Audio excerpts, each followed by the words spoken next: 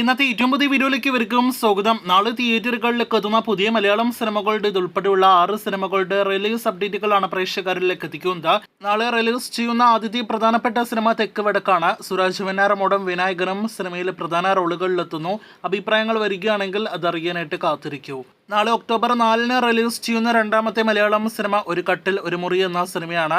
പൂർണിമ ഇന്ദ്രജിത്ത് നായികവേഷത്തിലെത്തുന്ന ഈ മലയാളം സിനിമയിലെ ഹക്കീം, ഷാജഹാൻ, വിജയരാഘവൻ തുടങ്ങിയവരൊക്കെ അഭിനയിക്കുന്നു.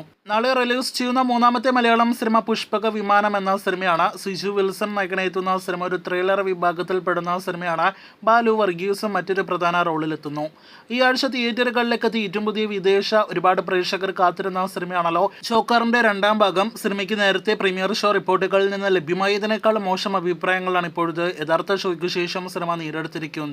പ്രീമിയർ ഷോയ്ക്ക് ശേഷം മിക്സഡ് ടു നെഗറ്റീവ് അഭിപ്രായമാണ് സിനിമ നേരിടുത്തതെങ്കിൽ ആദ്യ റെഗുലർ ഷോയ്ക്ക് ശേഷം കേരളത്തിൽ നിന്നുൾപ്പെടെ നെഗറ്റീവ് അഭിപ്രായം തന്നെയാണ് സിനിമ കൂടുതലായിട്ട് നേരിടുത്തിരിക്കുന്നത്. ജോക്കറിന്റെ ആദ്യ ഭാഗത്തിന്റെ വില കളഞ്ഞിരിക്കുന്നു രണ്ടാം ഭാഗം എന്നതാണ് പ്രധാനപ്പെട്ട അഭിപ്രായങ്ങളിൽ നിന്ന് വ്യക്തമാകുന്നത്. നാളെ റിലീസ് ചെയ്യുന്ന ഒരു പുതിയ സിനിമയല്ല, മറിച്ച് ഒരു പഴയ സിനിമയുടെ റിലീസാണ് പാലേരി മാണിക്യം.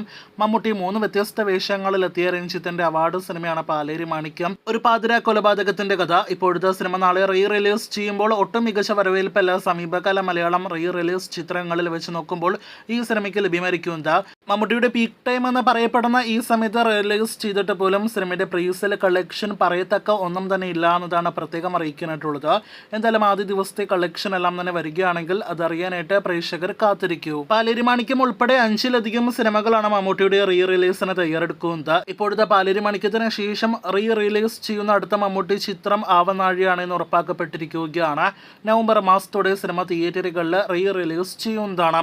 അപ്പോൾ കാത്തിരിക്കൂ മമ്മൂട്ടി സിനിമകളുടെ റിലീസ് വാർത്തകൾക്ക്.